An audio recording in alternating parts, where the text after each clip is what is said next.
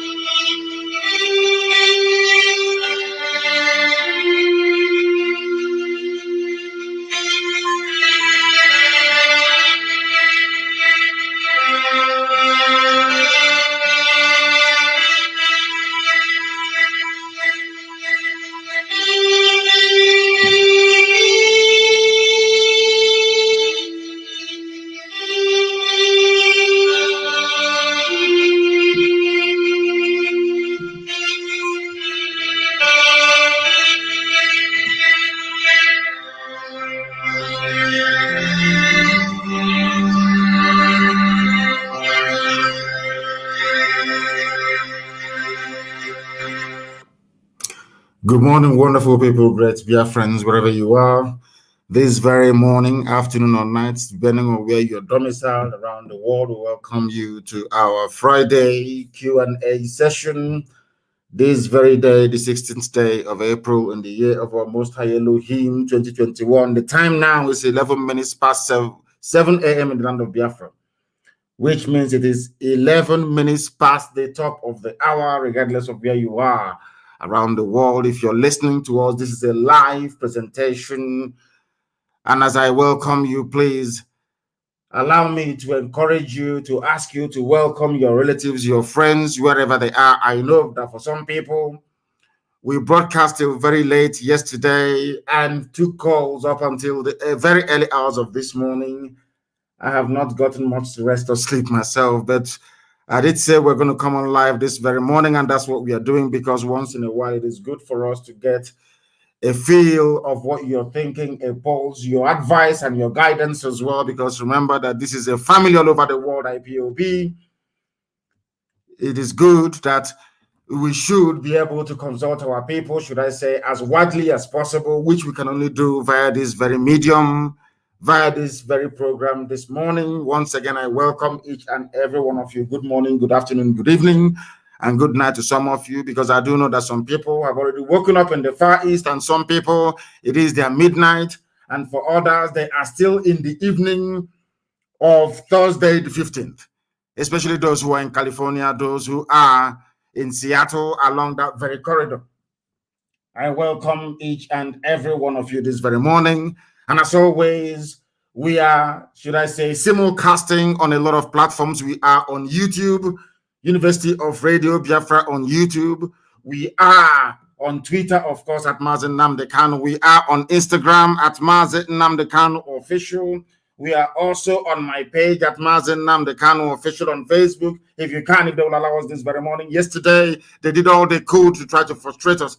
But we are here live once again this very day to, I wouldn't say preach the gospel of heaven, but of course to hear from the children of the Most High himself, the children of light, Biafrans all over the world. Our lines will soon open after I must have prayed, but please do get a pen and paper, because I'll give you the number to call this morning. It is on Signal. The number we are going to interact with today is on Signal, please.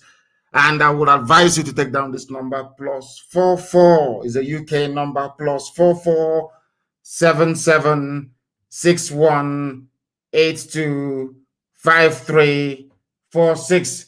You can call us or you can send your message, and then we'll be able to hear what you have to say. But more importantly, we want to be able to take your call this morning. We want you to ask us those difficult questions, those questions that gossipers and Busi have been trying to plan or pin in your mind. Please try to ask us those questions. We'll answer you this very morning. Please, before, what should I say, without further hesitation, we are going to pray very, very briefly, please. We are going to pray this very morning, a very short prayer, should I say, the prayer that Yahweh Yeshua prayed when he was on this very earth. Our Father who art in heaven, hallowed be thy name, thy kingdom come, thy will be done on this very earth as it is in heaven. Give us this day our daily bread. Forgive us our sins as we forgive those who sin against us. Lead us not into temptation, but deliver us from evil. For yours is the kingdom, the power, and the glory, now and forevermore, we pray. Ise, Ise, Ise. As I said, this very day, we are going to take your questions live this very morning. People are saying, most of us on Twitter, we are seeking for something to trend. Stop the killing in Ebola, of course. We are going to do that. I think that Uchenna will be able to do something about it today in terms of a topic for us to trend. But our lines are now open once again. If you call us and if we miss your call, somebody said we have, I have been calling and calling and calling. I've been calling and calling and calling. We will try and see if we can get you. If you call us and you cannot get us and you appeal, we will do all we can to try and get hold of you. And once you are online, please go straight to the question. Give us your name and where you're calling from, and then ask us the most difficult question that has been exercising your mind since the inception of this great movement called IPOB. The caller on the line, can you hear me? Good morning. Good morning to you. Please, your name and where you're calling from, if you may. My name is Mazi. I'm calling from Aba. From Aba, please go ahead. We are listening. Go ahead. Mazi, thank you so much for speaking with me. We are listening. Yes, go ahead. What's your question? Mazi, to be sincere with you, I don't have any question at all. I just want to thank you for the good work you have been doing. If I should ask any question at all, Mazi, it's to commend you for the good work you have been doing. Mazi, you are really a great man. Mazi, we thank you so much for all that you made for us. Yeah. Thank you. Thank you very much for that. Thank you very much for that.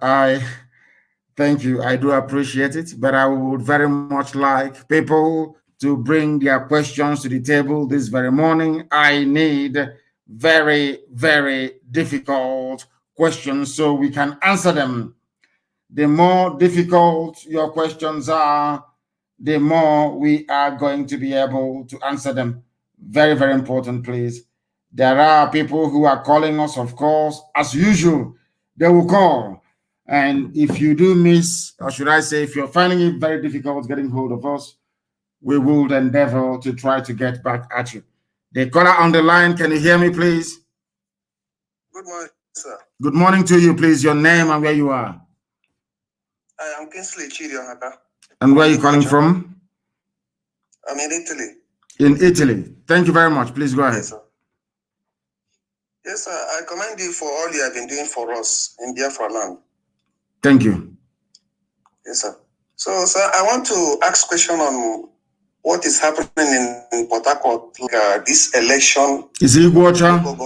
It is Iguacha. It's not Port Harcourt. The name is Iguacha. There is no Port Okereke in England. There is no Port Chijoke in England. There is no Port Nwachukwu in England. I have told our people many, many times, all these useless, idiotic names given to us by the British should be jettisoned. There are no African streets, no African names anywhere in Europe or in America. We should stop answering all these idiotic names that they have given to us because we are human beings like they are. There is nothing like Port Harcourt. It's called Iguacha. That is the name. Please continue. Yes, sir. Exactly, sir. You know what our ancestors are. Those in power and authority, they deceived us for so long, and it's now that you have educated us so much that we have begun to know our heritage and our history. So it's a hard time for us to like what is happening in Port Harcourt. The election, when Biafra comes, could you be able to dismantle this Nigeria zoo government in our Biafra land? You mean the zoo mentality of electioneering and election rigging? Maybe that is what you're pointing at. Now, what we are going to do is very simple. In the land of Biafra, I'm sure you're using a smartphone. Is that correct? You're using a smartphone? Yes, sir. Can anybody, I'm sure you have a lock on your phone. Can anybody get into your phone without your consent? No, sir. Maybe, I don't know if you're using the more advanced version of either Android based or iOS, which is the one for Apple. Even, I'm sure you have what is called the facial recognition one. Is that correct? It has to scan your retina before it can let you in. Is that correct? Yes, that's. You see, to have a very credible, safe elections is very, very easy. It is just because either people are lazy or they prefer to should I say, use a system that is easier or that will be easier for them to rig or to maneuver. If you have anybody can vote with their phone, if you register, for instance, and nobody can access your phone. If you vote, we know you voted because your retina will be scanned before you vote. You can vote with your ordinary iPhone or ordinary smart Samsung phone or any other advanced phone for that matter. You can vote with it. And because no other person can get into your phone. We know that the phone is yours. In the zoo, they have NIN registration. They have SIM registration. They have, what is that other useless one that they had? VBN or BVN, whatever registration. They know who is who. If they want to have a credible election in the zoo, people can vote from the comfort of their homes. They don't have to go to a polling station. Because my phone that I'm using, you cannot get into my phone. It will scan my eyes before it will allow me to access it. And the retina is only you, just like fingerprint, only you that has it anywhere else in the world. It's unique to you. In the land of Biafra, we're not going to have all this nonsense. We're going to have high-tech based election system. That's what we're going to have. So people can vote from wherever they are in the world. And it is only that your vote that will count. But of course, you are in we are unfortunately being highly uncivilized, very contraption like the Zoological Republic. That is why nothing is happening. That is why you have this, what I call a very primitive approach to the issue of electing public officials, because there is no employment. All that the only thing people have is to try to go into politics. to go and steal and to loot. That is why it is a do or die affair. But I can assure you categorically in the land of Biafra, such nonsense will not obtain, because everything we are going to do is going to be modern, it's going to be high-tech, it's going to be refined. Remember that Biafra is the, should I say, complete and exact opposite of the zoo. We are going to do things properly the way human beings should. Thank you very, very much. Thank you very much for that. Any other question? Yes, sir. It's as regard to the issue of the talks and the polling bots hijacking and all this courtism that help the politicians to hijack polling units and other things. How can you control such situation when Biafra comes? It will not happen because there will be no need for people to congregate anywhere to vote. You can vote from the comfort of your own homes. All the political parties will be concerned about is the integrity of the counting system, in the sense that it is going to be run in such a way that nobody can hack into it. As simple as that. We will make it so secure that nobody will be able to hack into it. And there must be, of course, capping in terms of how much you can spend during elections. If at all you be allowed to spend anything, nobody's going to come out to become a thug, because everybody will be meaningfully employed. Every country of the world where you have people meaningfully engaged in one form of employment or the other, you don't have this issue of thugs and a few idiots running around and snatching ballot boxes. It doesn't happen. It is only in Africa, and especially in the damnable Zoological Republic. Such idiocy cannot obtain in the land of Biafra. As I said, we are going to be a beacon. We're going to be the light of Black people all over the world. We are going to do something so markedly different that people will wonder if indeed this country is in Africa. Thank you very much. Thank you, sir. Thank you very, very much. People are wondering and asking what is our line. I will endeavor to give it to you again. Now it's +44 is a UK number, and only on Signal, please. It is a UK number on Signal. Signal is an app, please. You can use that to try and get hold of us this very morning. The number is +44 77 61 82 53 46. I repeat, +44 77 61 82 53 46. If you call us on Signal, we will be able to take your call. We are live and we are direct. And if you call us, as I said before, and we miss your call, we shall endeavor to call you back. We shall endeavor to call you back. Very, very important, please, that you do bear with us, because I know that a lot of you are calling, and I can assure you that we are doing all we can to ensure that you are part and parcel of this very presentation this morning, regardless of where you're joining us. It is a live presentation. We are live this very morning, taking your questions, or should I say, answering your questions this very morning. Answering your, I don't know why it keeps saying it has failed, it has failed, it has failed. Somebody is saying I should pick up. I'm trying to pick up, but it's telling me it has failed. Why? I have no idea. I have no idea. It's telling why it is telling me that it has failed this very morning. I don't know if they're also, should I say, attacking our systems. I have no idea if that is what they are doing this very morning. But we are trying to switch our systems to understand exactly why we have this very issue this morning. We are doing the best we can to take as much of your calls as possible. I know that some people are very, very familiar with WhatsApp, and that is where they would prefer to call. But in the zoo, we are moving away from WhatsApp. We are moving away from it. We are moving away from it. It is saying failed. I don't understand what it means by that. I have no idea what it means by failed. Is it because there are too many calls coming in? I don't know. It is just saying failed, failed, failed. I have no idea. Let us see if we can now switch over to, should I say, to, because it is here and a lot of people are calling. Is it because the lines are fully packed? I don't know why. Everything is saying failed. If I try to even pick the call or return it, it says failed, because maybe a lot of people are trying to get through. That is exactly what it's saying. So what we're going to do to try to mitigate this is I am going to give you another number to try to call us, another line to try to call this morning.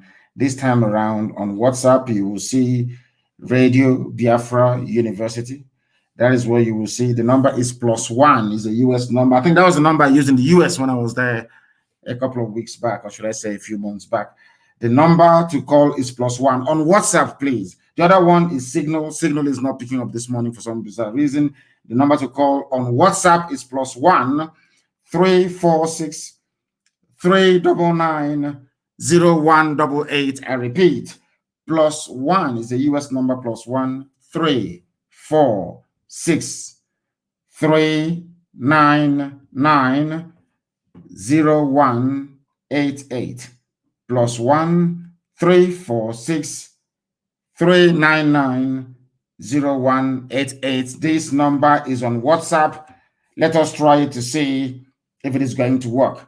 If you call us on that very line, I'm sure we should be able to take your call. I don't know what is going on this morning. It's just saying, it's not even ringing. It's just saying failed. I don't know, for some strange or bizarre reason. You can leave us a note. You can leave us a voice note. Then we should be able to play your voice note, your questions live on air, and then I must and should be able to answer it because your calls are coming. I'm not seeing any of them. All I'm seeing is missed calls. I'm not seeing any of them.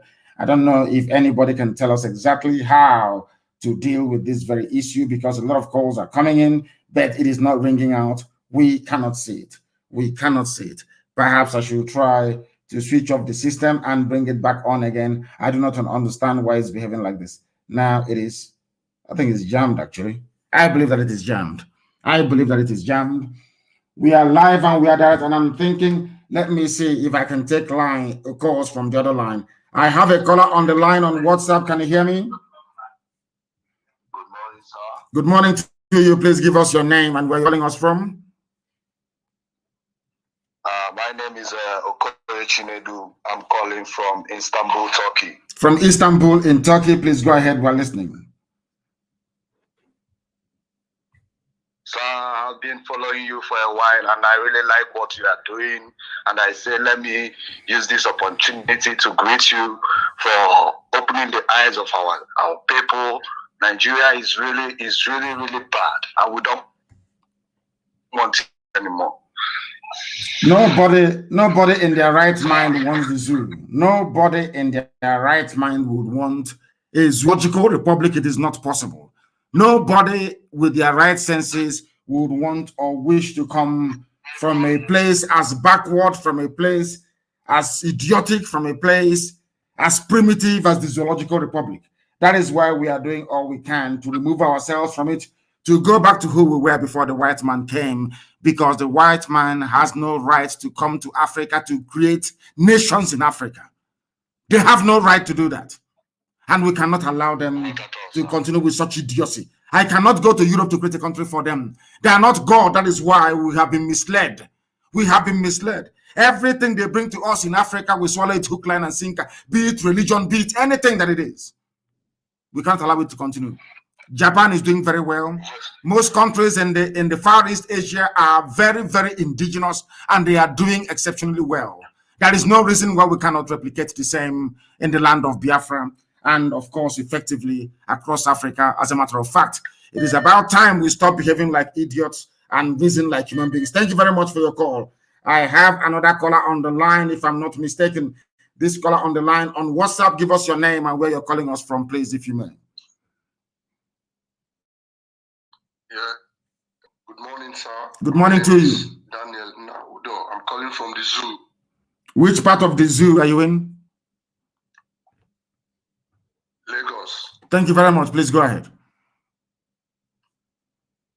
Lagos. I'm from Ibibio. I'm from Akwa Ibom. Ibibio. Thank you very much. And they're doing us very proud. Yes. Our men in Akwa Ibom are doing us proud. I am so proud of them. You cannot believe. So proud of them. They have demonstrated once again in that very part that the zoo are calling South. They have demonstrated once again that they are Biafra through and through with the work they're doing on the ground, and I commend them. Please go ahead. That's true, sir. That's very true, sir. That's true, sir. So my question is, what are we putting in place to know where the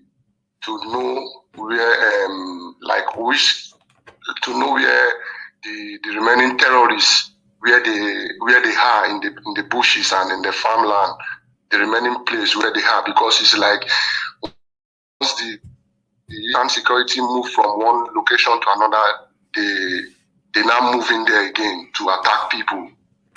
What we are going to do, the problem that we are having are the governors, not even the zoo army or the police that disguise themselves, take off their uniforms and come to attack us from the back. People, as I said yesterday, people do not understand what we are facing. And it's a good thing you asked this question this morning. We are fighting war on almost 3 or 4 fronts at the same time. We are confronting and defeating Miyetti Allah terrorist group. We defeat Miyetti Allah. They go back and they call the police and the army. Now the police and the army will attack us from the rear. And with the help of these governors, as I said last night, in a place like Ebonyi State, we drive them away. We are called to another place. We go to that very place, and then they return to where we drove them from. That is what they have been doing. So what we are now going to do is to make sure that the reserve force that we have, anywhere we clear them, we move the reserve force into that very area to safeguard it, while the main vanguard itself, the main rangers themselves, will now continue the hunt for Miyetti Allah terrorists in our land. And any police or the army that comes, should I say, to the rescue of all these terrorists, will pay the ultimate price as well. Because we're not joking, we're not going backwards. We're only moving. Right now in Ebonyi, the war is going on, it is raging. In Akwa Ibom, the war is going on, it is raging. And I'm saying to them, if you bring in your police and the army to defend these Fulani terrorists, they are all going to die. They must be assured of that. Thank you very much. Yeah. Sir, I'm a very good student of Radio Biafra, sir. Of course, I wouldn't expect anything less from a Ibibio man. I would expect nothing less. After all, Ibibio is the closest approximation to Igbo. We are one people, and let us not allow the Fulani Janjaweed to continue to deceive us. Thank you very much for calling this morning. Thank you very, very much. They cannot deceive us. Who are they? We are more intelligent than they are. Thank you very, very much. We have somebody kindly sent us a message, and I'm going to play it because the calls are flooding in. That is what is jamming our line. The calls are immense. It is too much. Let us try to take this very message. Good morning, my leader. My name is Onyeka Chukwu Ekebe. I'm calling from New Delhi, India. I am from Uli. Calls are coming in. They won't even allow us to. Let me take this very call and see who is there. The caller on signal, can you hear me? The caller on signal, can you hear me? No, they cannot hear me. They cannot hear me, but I can hear them. Good morning, sir. Good morning to you, please. Good morning. My name is Mrs. Robert. Mrs. Onajite. Mrs. Onajite, thank you very much and welcome to the program. And where are you calling from? I'm calling from Germany. From Germany. Please go ahead. The world is listening. Yes. Go ahead. Yes, sir. I want to ask a question concerning what is going on in Ebonyi State now. Yes, go ahead. In Nizar place.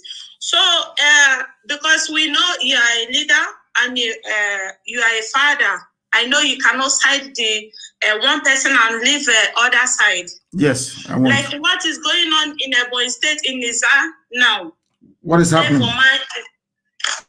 Devorman is siding one side and people are dying. What were? Yes, go ahead. Go ahead. So many people have died in our house, and my father's house have gone down, and Devorman is doing nothing about it. So many people are dying. So, sir, I want to ask. Why is this attack? No, hold on. I want to ask you first. Why is this attack? Is it Fulani terrorists, Miyetti Allah, Fulani terrorists that is carrying out these attacks? Or is not them? No, it's not a Fulani. It's something concerning land. Land dispute. Yes. Do you know how this problem started with this very land? Who started the problem? What brings this issue? These people have the mind to stand Izar people to fight or to destroy people property. It's devil mind that is giving them mind and giving them the power to fight Izar people and gone. Because what happened before, that is why devil mind have the mind since he entered the power, like the person they catch among the people fighting Izar people. He confessed that it's devil mind that is giving them mind, giving them gun to fight and destroy people property and killing innocent people. So Dave Umahi is aware of what is happening on the ground, but I don't know why our people should be fighting. That is one thing that the Fulani that is one thing they do very well. Why should our people be fighting over land? And Fulani people are in our land, invading, killing, pillaging, raping, and occupying our forests in Ebonyi State. And we are busy fighting one another. What I want to know is the genesis of the problem. Is this problem a relatively new thing, or has it been there from time? This land dispute? Yeah, it has been happening so much in so many long times. But now, the way it is now, Devomai is the person supporting them. Okay, very good. And we know what we're going to do. Later, what is going on about what's concerning the issue. Very good, please. I would love to hear it. I would love to hear it. Because we don't, we are factually accurate here. I don't want us, if people are having land dispute or communal clashes, so to speak, we are now saying that the Janjaweed are attacking us. We must be absolutely clear as to what is happening. Absolutely clear. And thank you for bringing this very clarity to this issue this morning. The fighting going on in Ebonyi State, a sitting governor is encouraging people to be fighting one another. Unbelievable. I don't know what is it with our people and land. The land will be there. The land was there before we came. The land will be there after we are all gone, because every living thing one day is going to die.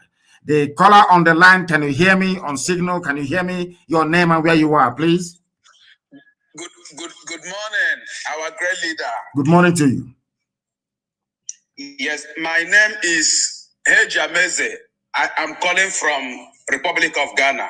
You are in Ghana, the place that Twitter have decided to site their headquarters in Africa, because Twitter came and said, we thought that Nigeria is the giant of Africa. We never knew it was a shithole. Now they have packed their bags and gone to Ghana to establish. Please go ahead, we're listening. Yes, sir. My simple question is this.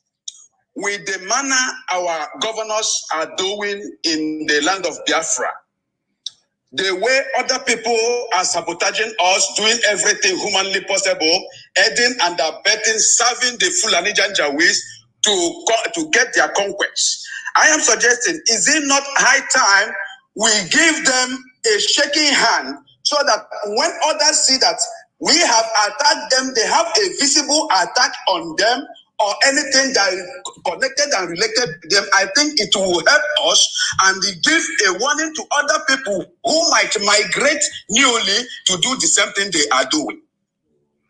That is true. I entirely agree with you, but that time hasn't come yet. What we are doing right now is to face the enemy. But all the traitors and saboteurs within, when their time comes, they'll be dealt with. In fact, some of them are being dealt with as we speak. But it's not everything that we're going to announce live on air, and they understand it, that our freedom is of paramount importance. We want nothing else more than our freedom. There is nothing else we desire more than the freedom for we Biafrans. And we are going to do, we are doing everything humanly possible to make sure that that's the case. Thank you very much for calling. Thank you very, very much for calling.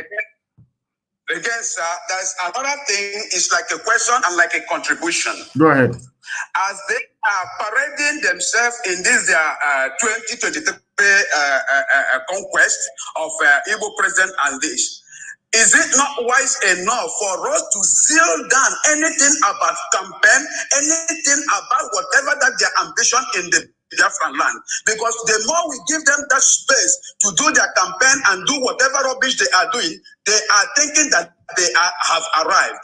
Can't we stop every campaign in Igbo land? Because we are not part of Janjaweed and we cannot allow their campaign in our land.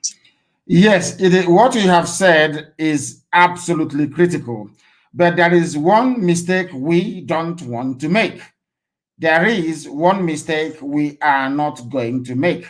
The mistake is this: you don't know these people. You know that democracy and democratic discourse is a universal concept, or should I say, that is what the West is trying to, should I say, promote all over the world.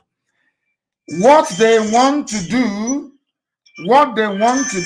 in essence, is to try as much as possible to say that we are anti-democratic forces. That's what they want to do. Once you say to the US, to EU, and all the rest of them that these people do not believe in democracy, you become an enemy of the world. That is why we cannot take that very route. But if they rig any elections that they have, then we have every legitimate right to express our grievances. But I do understand what you're saying. Our Yoruba brethren are saying also that there's not going to be any elections in 2023 unless, they discuss referendum, which is where we stand at the moment.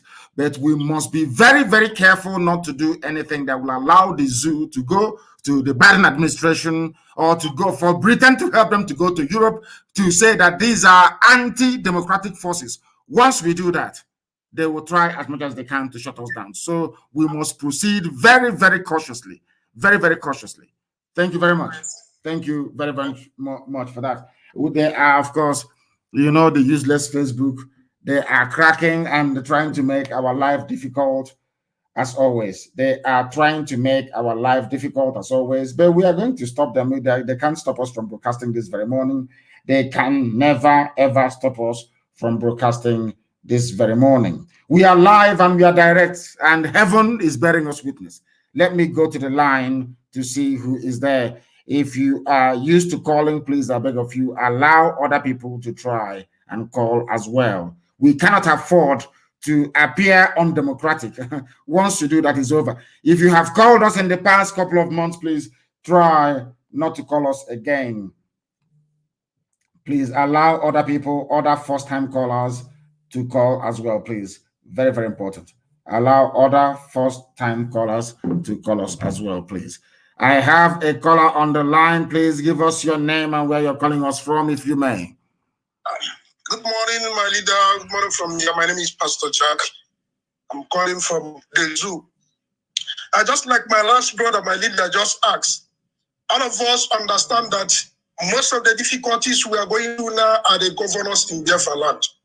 Because even when they launched this Ebube Inkita that we don't know, our local radio stations in our land, when they presented this issue, majority of the people from our land that call the radio station says ESN is already doing the work. What are you forming Ebube Agu for? Because the way ESN is doing it, we don't think any other person can do it that way. Even the Janjaweed army, because ESN is following these people head on and making sure our land and our bushes and forests are rid of this Janjaweed. So the question now, like that my brother asked, what strategy or methodology are we going to use to follow this governor? Because the truth is, these people have sold their conscience. They are determined to work with the enemy, the Fulani Janjaweed, to make sure they scuttle our freedom. Is there no way we can handle these people while we are waiting for that right time? Because these people are definitely spoiling something for us, my leader. That is my question this morning, sir. We are doing all we can. It's not everything for obvious reasons that we're going to announce live on air. But what we're doing is that we have a strategy in the fullness of time to checkmate all these traitors and saboteurs within our midst. They can form Ebube, whatever. As I said, they formed Ubunigwe last year, didn't work. Now they are forming Ebube, as you said, Ebube Nkita, this very year, Ebube Ochicha. And it's not also going to fly because they need men to be able to do the work for them. And they do not have it because everybody, as you well know, is loyal under this very command. They understand that. Both those who identify with IPOB and those who don't, we are all IPOB in the end. And we are under one command. Everybody, I mean, absolutely everybody. Those who are fathered by the Janjaweed may try all they can. They may do all within their powers to try to stop what we are doing. They have not succeeded in the past. They will not succeed now. They can form whatever they like. In the end, as you well know, we always win. If our Yoruba brethren today can be campaigning very determinedly and resolutely for the freedom of the Yoruba nation, that tells you all you need to know, that we have won the argument.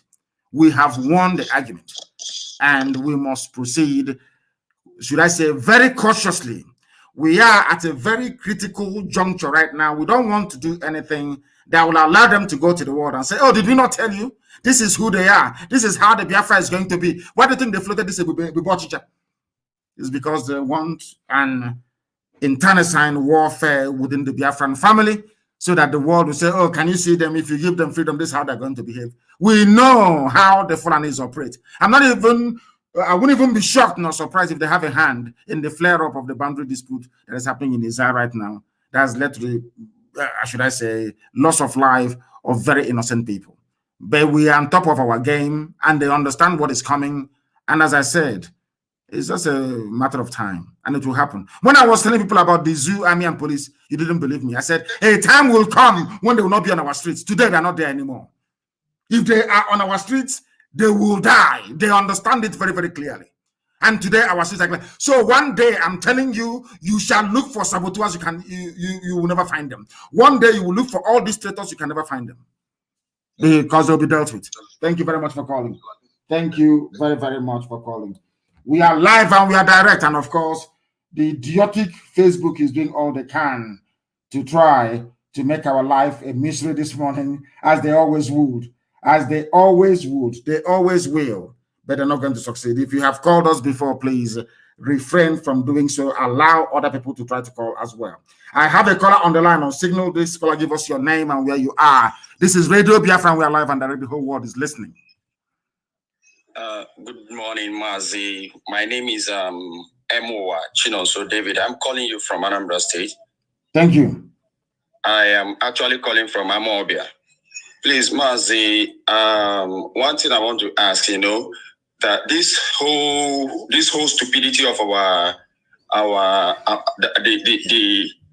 the people that say they are our elites and our politicians, sir. I really want to say this to you, that if we don't begin to handle these people one after the other, dealing with their asses one after the other, I don't think this nonsense they are doing, playing with our people, the lives of our people, will stop. It is right time to begin to handle them in the way they deserve, because our lives is more important. The life of one Igbo man, one Biafra man, is more important than the life of 2,000 Fulani Janjaweed. So we have to, because these people, we are seeing it that they are now playing games with our lives, those that voted them into power. And if we continue to keep quiet over this nonsense will not stop. So I want to say, when is it going to be ripe for more intake of the ESN? I'm pleading with you, sir, that even myself, I'm even interested. I am pleading with you, please make quick and fast absorption of more ESN. And if possible, if we have our army, please, I'm sorry to be saying this on air, if we have an army, those who want to enroll, should enroll, please. Let us get ready for this final onslaught. These useless people who wants to see what will happen before they get to learn it. And maybe perhaps they might learn it in their grave. So please, if there is anything, please, I want you to speak on the regard of that, because if there is, I want just forward a way I can begin to enroll myself and those people who are interested. I am begging you, sir. Thank you very much. Thank you very, very much, my dear brother. What you have said is, of course, correct. And we are doing everything we can to rid our land of all these vagabonds and evil men. We are doing all we can, and believe you me, we are on top of the matter. You will hear the story soon. The caller on the line, can you hear me, please? Your name and where you are. Hello, how are you? I'm very well, thank you. Your name and where you're calling us from, if you may. My name is Jojo Bonaya, and I'm calling from Katy, Texas, but I'm from Liberia. From Liberia, you're calling from Texas. Yes. Go ahead, we're listening. Yes. My husband is part of the member of the RPO.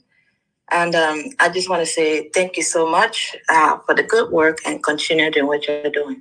Thank you very much, and I do welcome your call. Thank you. Thank you. Yeah. And I do hope one day that I may be able to come in Biafra as well. Of course you will. That's why we're fighting. And that is why your husband is part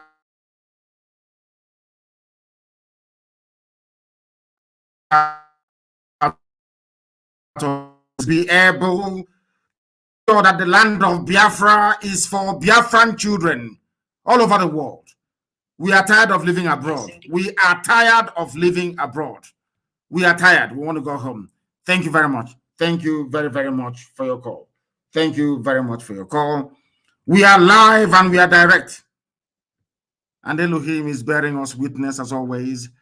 If Facebook is messing, of course they will mess up. You saw what they did yesterday.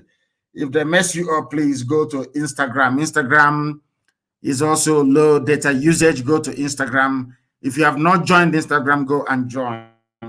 You follow me on Instagram so you can get notifications. Anytime we are live on air, you will get notifications, please. If you have called us before or in the habit of calling us always, please allow other first-time callers to try and get through. A lot of people have been trying to get through and they have not been able to do so, sometimes even for very many years. Therefore, please allow them at first-time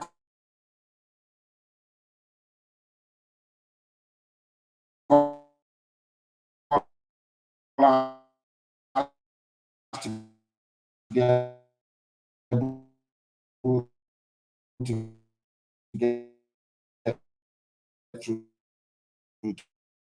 to us.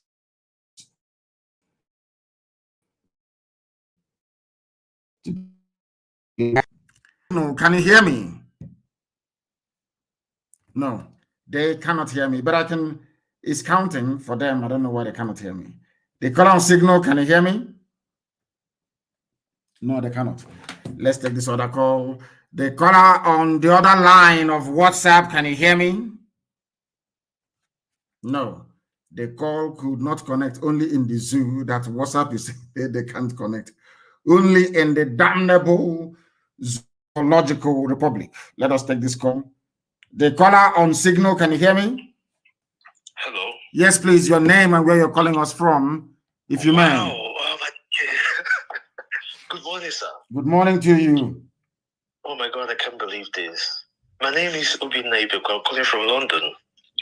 This is the first time I'm ever speaking with you, sir. God bless you. You see why I said that people should be very mindful of hugging the line always and allow first-time callers to get through. Please go ahead. We're listening. Wow.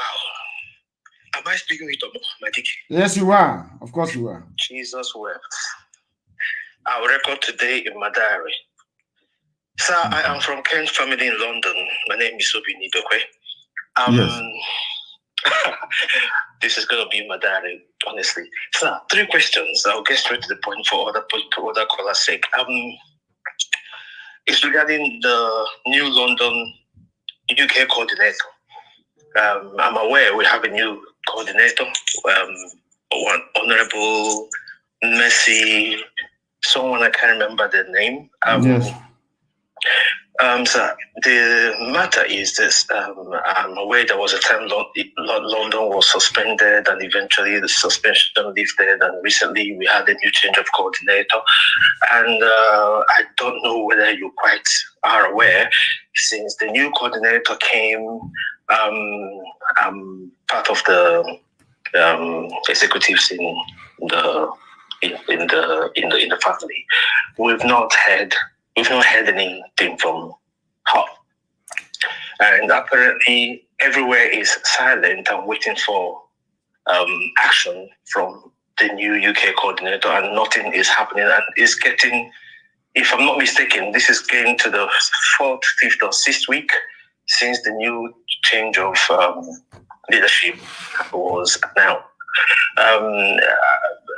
Questions are coming from people like us that are on the lower cadre, and we don't have answers for our fellow members in the UK.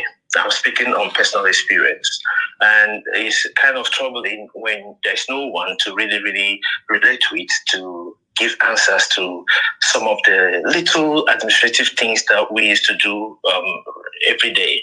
You know, our dues, our meetings, our, you know, we're expecting the new leadership to take the lead, because we believe anyone that is a coordinator should represent the fire and the zeal of Ohamadike. And so far, we've had it, you know, with our coordinator that we know, and the new one, maybe she's on, nobody knows. I don't know. Let me not just put word in there. Just want to see what is going on. And maybe you may have a clue to enlighten and encourage, because now we need not encouragement from the Biafra spirit is burning enough, but speaking and hearing from our leadership is natural that it's going to motivate everyone. You know, I'm speaking regarding the London and UK IPOB branch generally. So any comment you're going to give regarding this would be highly welcome. This is number one. Number two, sir, the Ambazonia Alliance. This is a wonderful masterstroke in my own humble opinion, sir. What are we, this is the question, what are we going to take away from this alliance? I know it's going to be positive, but hearing it from the horse's mouth is another dimension that I'm expecting an answer from. Finally, the third question is our 7 leprous Islamic governors in the 7 Igbo-speaking areas of Biafra. I know people have made comments even this morning regarding these governors.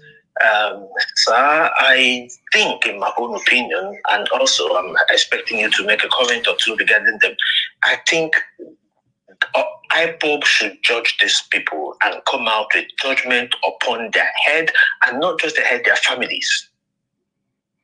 These people, they are the major problem we have regarding our self-determination quest, and not even the Nigerian state, in my opinion. If we do not do anything that actually touch them, touch their families, we'll be going round and round like Israelis looking for the way to the promised land. What will take us one day will take us 100 years, but God forbid, until we do something. This is the question. You may not give me an answer. I'm not expecting that. I mean, I don't need to force that off your mouth. But in my own opinion, something urgent must be done about these people. If we do not, sir, I will leave that with you. But I think something should happen, and not just regarding these governors, their families, things that will touch them. I will end this particular phone call with another. I don't know how to put this. God bless you, Ohamadike. Thank you. God bless you too. Bless you. I go in the timing of heaven. This generation is blessed to have you. I don't praise people, but I believe in my time. Instead of saying the year 2020 and 2021, they will say in the days of Ohamadike. Just like my father said in the days of Dim. God bless you, sir. I'll leave the other callers to actually try and get through to you. But I please need comments on these three issues of the London coordinator, the Ambazonia Alliance, and our governors that have sold us out to Fulani. Thank you. Thank you, sir. Thank you very much, my dear brother. First of all, regarding the UK coordinator, she still she hasn't received all the documentation she needs to be able to do her work properly.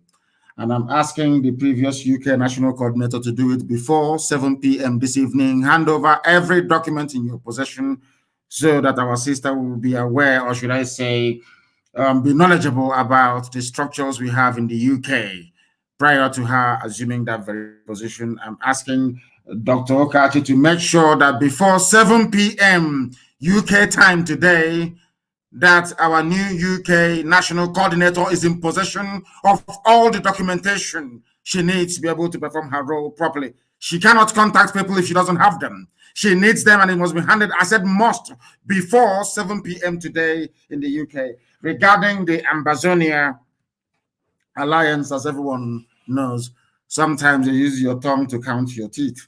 They are our relatives as well. They are, I think that Obasanjo, there was a very compelling piece I read in Premium Times. I think that is one of the more sensible Janjaweed publications you have in the zoo. They wrote something very, very moving. That, you know, Obasanjo is a slave of colonial masters. Obasanjo is one of those, people that the white man wants to meet when they come to Africa. You know that there is a breed of people that the white man wants to meet when they come to Africa. People who are willing to how do I know, betray everything betrayable. People willing to serve them, regardless of the pain and the cost to their immediate families. Obasanjo was sent to the same, you see that same Bakassi, you see that same Ambazonia. Obasanjo was sent there during the, I think, late 50s, during the British rule of our land, to go and man the boundary, artificial boundary. This is a very interesting story. Artificial boundary. Listen, it was even Obasanjo not only bringing SARS, it was Obasanjo that started collecting kola nut. The first person to be an army officer to be bribed at a checkpoint was Obasanjo. Go and ask him, he will tell you. Obasanjo was manning a checkpoint, British checkpoint. Oh, my God, African people, they are so useless. Obasanjo was manning British checkpoint inside Ambazonia. There was a party of people going for wedding ceremony. They came to the boundary that Britain had drawn to dividing Cameroon, and the British controlled Nigeria. And they said to Obasanjo, you have to allow us to pass. Obasanjo was an army officer for the British colonial forces in Ambazonia. They said to Obasanjo, allow us to pass. Obasanjo said, no, my orders are that you should not pass. This is the new boundary. The people said to Obasanjo, are you saying this is the new boundary? We are going to our next village to go and get married. We are going to bring our new bride from the next village. We are the same people. Obasanjo said, oh, is it true? Yes, this next village, we are the same people. And we're only going to get married and come back. Obasanjo said, okay, go well. Obasanjo allowed them to pass. On their way back, they gave him kola nut. They gave him drink. They gave him oba. They gave him oporoko stockfish that they brought from the traditional marriage ceremony. Ask Obasanjo. They even told us, this was happening in the 50s. The villagers said, we are one people. You can't allow France and Britain to come here to divide us and say this is our boundary. We are the same people. This is something that people don't actually understand. And that's what we're going back to. I don't think I need to say much, but that we are one people. The people you have in Cross River State, some are in Cross River, some are in Cameroon, all rubbish. One people, one destiny, one land of the rising sun. That's what we are doing. And concerning the saboteurs we have, as I said, we know there is a stumbling block. I think there was something that the wife of our eternal leader said, Bianca Ojukwu, a while back. The people stopping Biafra from coming are those who call politicians. They are the ones stopping Biafra. No other person. They are the ones stopping Biafra from coming. The so-called politicians that you have. So we shall deal with them. The caller on the line, can you hear me, please? Your name and where you are. They are not paying attention. Once I pick your call, you must speak. If you do not speak, I will have no need to speak with you or to talk to you. Very, very important indeed that you understand this. We are live and we are direct, and Elohim is bearing us witness. Elohim is, when I pick your call, you answer, please. I don't want to be hearing my voice via your listening device. Your name and where you are. Yes. This is Lydia Maka. I'm calling from United States of America, Florida. Thank you very much, my dear sister, for calling. Thank you. I am loyal, sir. Thank you very much. I am so blessed to talk to you today, and I am really, really, really blessed that I can be alive and see a man like you. I thought every man in Igbo land, in Biafra land, has turned to a woman or have turned to women. I didn't know we still have a man or we still have men in the land. May Elohim continue to bless you guys. You and your team, our non-government and our ESN. I am here in the United States as a Biafra woman. We are 100% solidly beside you. No shaking, nothing mega. But my question to you, Hamadike, is this. Our young men are dying. Our daughters cannot see husbands tomorrow to marry because our boys are going. So how much more time are we going to wait for? You said something today. I read it in a FK's blog where they confiscated 7,000 something Phoenicians. That's 7,000 men gone. Yes. So my question is, they are, intentionally eradicating our, extinguishing our young men. This is our generation they're killing. This is our generation they're wiping out. Hamadike, how much more are we going to wait for? When we are dead or when? No. Once one corner is on the ground, Biafra is here. We are women. They thought you are only leading the youth. They don't know there are old women like us beside you. They don't know we have young radical women beside you. We are waiting for you to say go. I'm telling you, when are we going to move? Because our men are dying, our sons are dying, our husbands are dying, our children are dying. And they're being abetted by the so-called gentleweed slave masters you call your governor. Once one is down, Biafra is here. And that is, I don't care, I know I'm on air. Let your non-government locate Hopu Zodima, Omahi, or Ibazu, any of them is down. Biafra is here. And we can't continue burying our young men. This year alone, I buried 3 of my cousins, and it's not acceptable anymore. Hamadike, we are waiting for you to say go. Thank you very much for what you have just said. There are people going to the church and praying for husband, as our sister just said. In fact, I never saw it from that very dimension. Women are going to church praying, Jesus, give me husband. Jesus, give me husband every blessed day. Not knowing that the husbands they are praying for, that their penises are now in China, going to be part of soup or whatever it is that they're going to do it. Or maybe traditional Chinese medicine. But you are in the church praying for Jesus to give you husband. I want us to understand that sometimes some prayer points we have, even God, after praying, when we stand up, God will be upset with us for being so foolish and idiotic. These are the things you must understand. For being so foolish and idiotic, because you need to fight for Biafra freedom first. I said this thing to people, and I said to our women, people who should be at the vanguard of this very effort to restore Biafra, to give us our freedom, should be our women. Because all your men are traveling abroad. Those who don't travel abroad, if you're lucky, we will come back and marry from home. If you're not lucky, we will marry wherever we go to.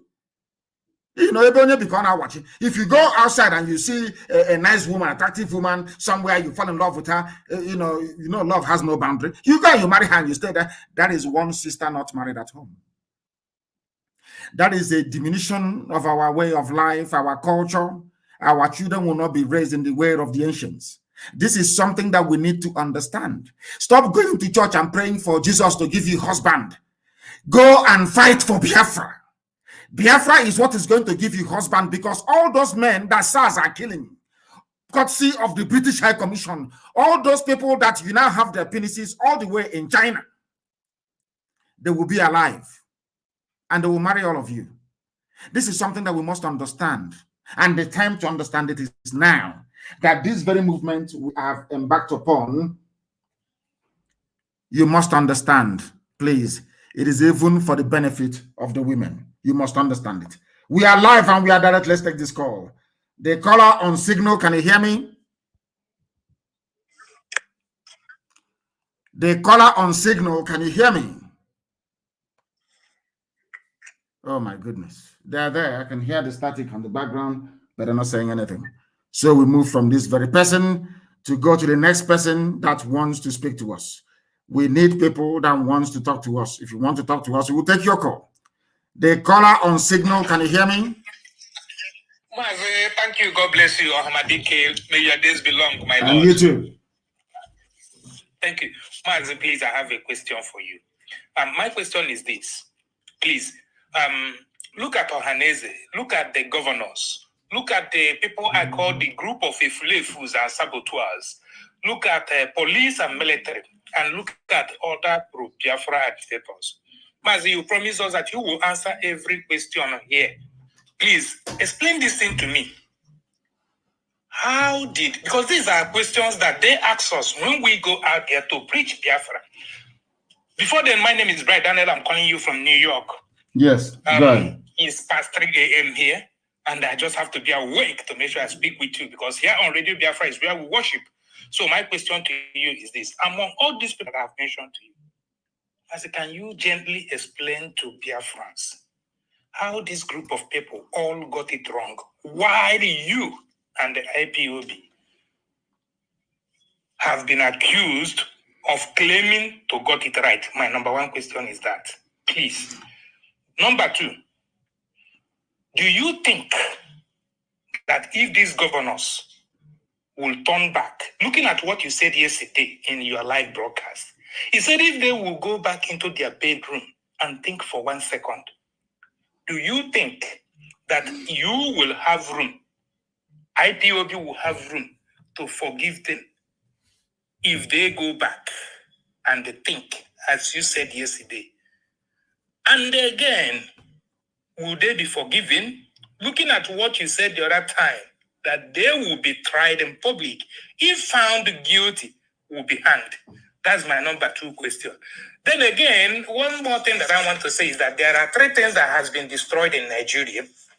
And these 3 things are the only things that could have helped the common man to fight for their way. One is protest. Everybody know that there is no way you can make a protest in Nigeria again. In the zoo.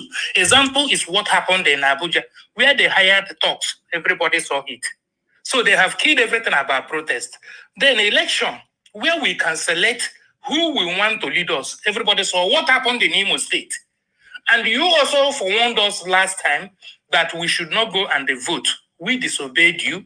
Everybody mounted pressure on you. We went and put ourselves in the trouble. Now, everything about the election has been destroyed. Now, the third one is death. Now, you know, even me, I am looking for the head of Nwike. Even if I go now and cut the head of Nwike and they present it, they will say no. They will produce another Nwike tomorrow morning, an imposter tomorrow morning. And they say that the one I got is monkey head. It's not Nwike, because now politicians in Nigeria don't die in the zoo. Politicians don't die in the zoo again. They will produce one immediately. As they did with the late dead Buhari, they gave us somebody now from Niger Republic. And not the rest of them. So now, protest cannot work. If you protest, they will kill you. They will bring us and join. You come to election, you go and vote. They bring the Efulefu and they put there. Your time you waste in the going to polling unit is in vain. Then the candidate die, they manufacture another one immediately and put there. So these 3 organs has been destroyed. What are you going to do? Are you going for war to solve this problem? Do you need help? Now, where do you need help? I will answer your question. Number one, they said, how come? Let me ask you a simple question. Do you think that we got it right? Are we getting it wrong? Believe you me, I believe you got it 100% right. I myself. Because I want the people who ask me these questions to let me tell you one thing those people don't know about what we are doing. I never woke up one day and decided on my own to go and fight for my people, to fight for Biafra restoration. It was something that was planted in me. I don't know from where. And I got up and I said, I'm not going to do it because our people are very, very difficult. Our people are an ungrateful bunch of people, but they are lovely. Don't get me wrong. Our people are amazing. It takes you time to be able to, because let me tell you one thing is that our people in the main are reasonable human beings. We are highly intelligent. People of Biafra are highly intelligent. Before they follow you in anything, they must see need, reason, or cause to do so. They just can't wake up one morning and start following you. That is why no matter how much money you spray, after they take your money and they finish eating it, they will tell you go to hell. Our people needed the truth. And they needed to be convinced, because after the war, something very dreadful happened to us as a race. I've said this, there's this song before. I want somebody to go and find it for me. I can't find it. It's called Nkosinwam. It was played after the war. What it means is that our people even came close to losing faith in God Almighty in heaven after the war. They felt like Steve Jobs, you know, the founder of Apple. Steve Jobs said he will no longer believe in God. There cannot be God in heaven, and this type of suffering will be going on in Biafra. That was why he's going to church. The founder of Apple, the man that made Apple what it is today, Steve Jobs, he was of Iranian descent. Most people don't know this. He was so disgusted with what happened during the war to Biafrans that he said, God, you cannot be in heaven and this is happening on this earth. Our people felt that way. If our people can come close to losing faith in God, how about mere mortals? That was why all the leaders that came after the war, with the exception of Akanu Ibiam and Sam Mbakwe, that came after the war to try to, introduce a semblance of what I call identity and cohesion amongst our people, who were all dead. They went to Akwa Ibom, they went to Cross River, they went to River State, they went to all these places. Iguacha, so to speak. When I say Iguacha, it only means the upland, of course. Once I use rivers, it covers both the upland and the coastal region. They went and told them that, you see, these your relatives, although you're Igbo, you're no longer Igbo anymore. They took them from us. They went to Ebonyi State. They took 3 communities in Ebonyi, 3 local governments in Ebonyi, and gave it to Benue State and said they're now part of the North. So the effort to destroy us as a people was so deep and telling. It told on us. We became very desperate. Our people started saying, if you cannot beat them, you join them. Until Elohim determined that we should come.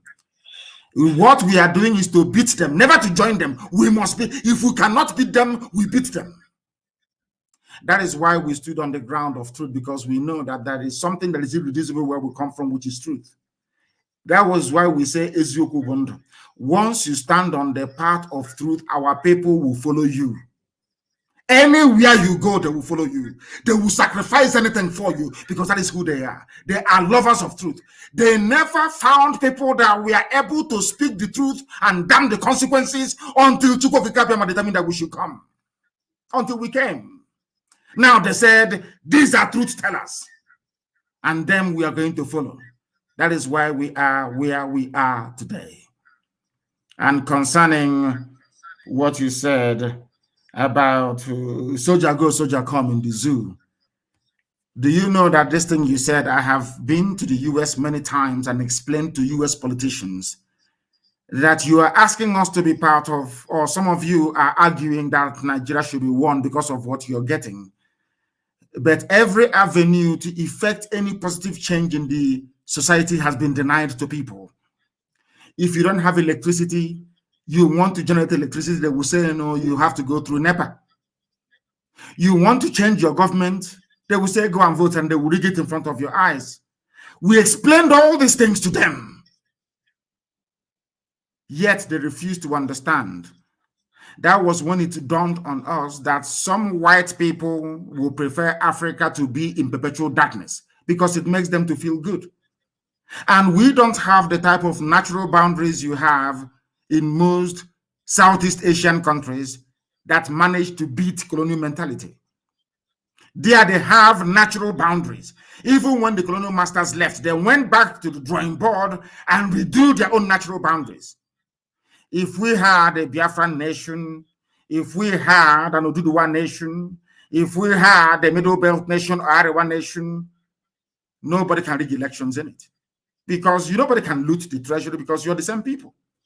But when you bring all these desperate groups of people together in one contraption like you have in the zoo, life becomes extremely tough and sometimes even meaningless. And the white man trying to convince, let me tell you something. You think our people are stubborn? Trying to convince the Africa desk of the United States State Department is the most difficult job in the world. To even convince them that Fulanis are the ones sponsoring the attack against innocent people, it took nearly 4 years to convince, despite the availability of overwhelming evidence. Yet the United States, the Africa desk at the State Department, their foreign ministry, they refused. They refused. Even till today, they are still paying some consultants to say it is farmer header clash. Farmer header clash. They came into Benue. They renamed Benue a Fulani town. They went into Plateau. They anointed their own person, the soon to be the emir of Jos. The white man will see all this evidence, but they will say no. Do you know why? Because they are being lobbied, which is another word for bribery. Fulani, they have money. They stole money to blind the whole world with their British masters, to make them not to see where we are coming from. So it doesn't matter the validity of your claim or evidence you have against Nigeria. You can present it from now to the kingdom come. They will still say no. That is why one diplomat called me by the side and advised me at the EU and said we should stop writing all these letters we are writing to them, that they are tired of it. I said, but he said, what have you done? They are coming to kill you. What have you yourself done? It is only when you do something that we, the world, can now come in and say, oh, what is the matter? But if you keep writing letters, keep lamenting, keep crying every day, nobody will come. A white man from France told me at the EU to my face. That is why we are doing what we are doing. And we are not going to stop doing what we are doing until Biafra is restored. One thing, my dear brother, you must understand is this. We are fighting a very credible and formidable enemy. The identity we have today, whether we believe it or not, was crafted by the British. Our essence, we derive who we are from our colonial experience. That is why somebody who went to school can stand up and say to my face, you are a secessionist. A secessionist, people who have been living in their land for over 5,000 years, is seceding from something that is only 60 years old. And these are educated people, allegedly. Oh my God in heaven.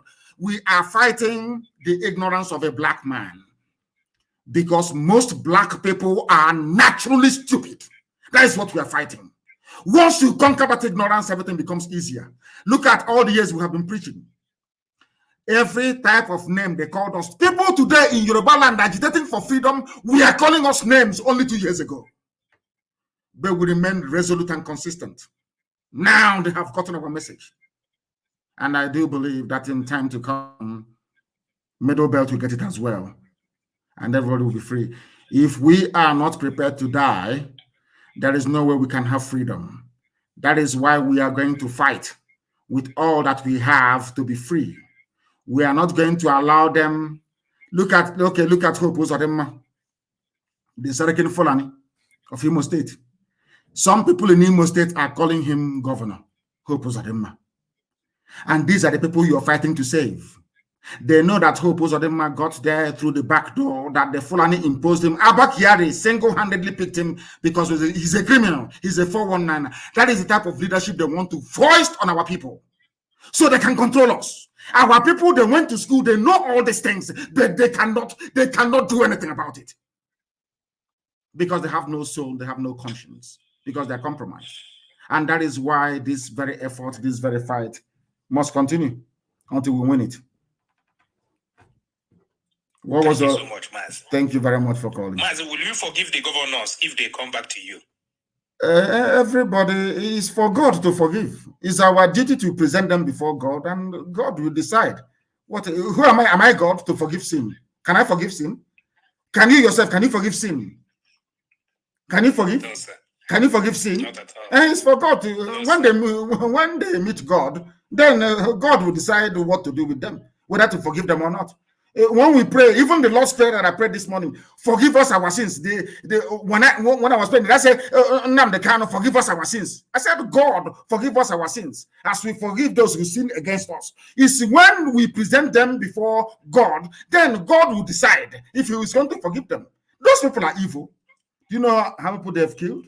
In their own time, 7,500 penises of our young men are in China. Nobody's talking about it. Under the watch of people you are calling your leader, our governor, under their watch, our penises is in China. 7,500 women will not get married as a result of the death of. This is the one we know. 7th is the one that we know. So that means that even your sister may not get married to somebody. Oh my God, our people, I wish we can reason. I keep praying and I say to God, don't give us anything anymore as black people. Just give us common sense and the ability to reason. There are women now being born, or should I say, existing right now. A minimum of 7,500 will not get married. And we'll go back and say, oh, she's not married. She's a wayward. She's this. Because the husband who should have married her is dead. The penis is somewhere in China. Some are in prison. Some have been killed, abducted every blessed day, under the watch of the same people that are claiming they are now coming to defend you with a watch. The same people under their watch, under the watch of these same governors, the army and the police have been abducting and killing our people, cutting and opening them up, selling their body parts abroad. Under them, these are the people claiming they're going to defend you. And some of you idiotically, oh, now we have security with the governors, the same people. Anybody that supports this teacher is part and parcel of those, in fact, has a hand in the killing, in the abduction, and in the harvesting of organs of our people. Remember Ezu River. You remember Ezu River very well. There is something that some of you do not know. Do you know that some people from SARS ran abroad to go and seek asylum? That people are going to kill them. Let me answer your question this way. When the revolution comes, the only thing that can save the people, since we can no longer protest, we can no longer change our leaders through the ballot box, the only option left is a revolution. There is no other option. No other option. I don't know. The problem in Nigeria, part of it is Yoruba journalism. Yoruba journalism is evil. Yoruba journalism, they are the ones telling you, oh, 2023, Jagaban, Asakaban, all these idiots. They keep, oh my God, you are feeling pain. They are the ones applying the ointment all the time, telling you there is hope with election. But they themselves knows very clearly that election do not work in the zoo, because INEC is a Fulani property. They will rig election and Britain will say it was free and fair, and that's the end of the matter. Look at Hope Uzodinma from number 4. Number 4, not number 2, not number 3, from number 4. In front of your eyes, Supreme Court lied, falsified the figures of INEC in a country that claims they're civilized. Why shouldn't I call Nigerians animals? Why shouldn't I call Nigeria a zoo? Useless people everywhere. That is what we are fighting. If you know the worst thing to fight in this life is ignorance. Ignorance is a demon. That is why in the Western world where you are, anybody who defeats, there are some unseen evil in society. Ignorance, poverty, deprivation, hunger, homelessness. They are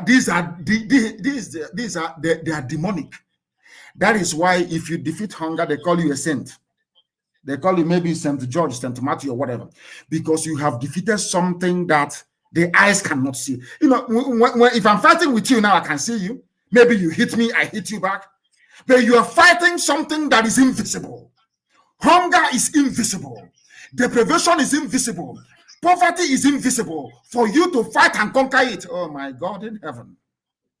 You don't know. That is what we are fighting.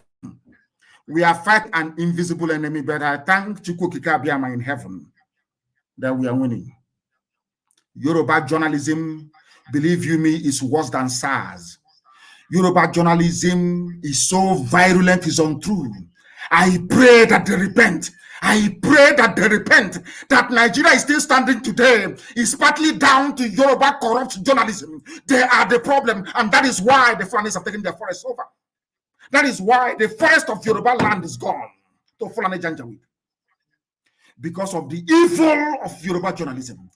Had they stood on the path of the truth to say that IPOB did nothing, Biafrans did nothing, you cannot kill them, you cannot be doing what you're doing, we won't be where we are today. things would have changed. But now, as I say, I can't see how back on. Now, the time that Pastor daughter was killed, it dawned on them that what Nnamdi Kanu is saying is correct after all. What those people, IPOB, Biafrans, are agitating for, maybe that is mileage in it. Now they're agitating as well as we are doing. And we wish them well. The same way we are discussing corrupt politicians in our land is how Yoruba people should be discussing corrupt journalism. Corrupt Yoruba journalism is responsible for the suffering and pain of the people in the zoo. Thank you very much. Thank you, my Lord. Thank you. We are live and we are direct, and of course, heaven is bearing us witness. We are whiter than white and whiter than snow. That is why everything we say always come to pass. Always come to pass. It must come to pass because heaven is with us. The caller on the line, can you hear me, please? Your name and where you're calling us from, if you may. Yeah, good afternoon. Good afternoon, sir. My name is Anyango Chikeze Leonard. You're calling from where? I'm calling from UAE. United Arab Emirates. Please go ahead. We're listening. Yes, sir. Yeah. I have a contribution to make, sir.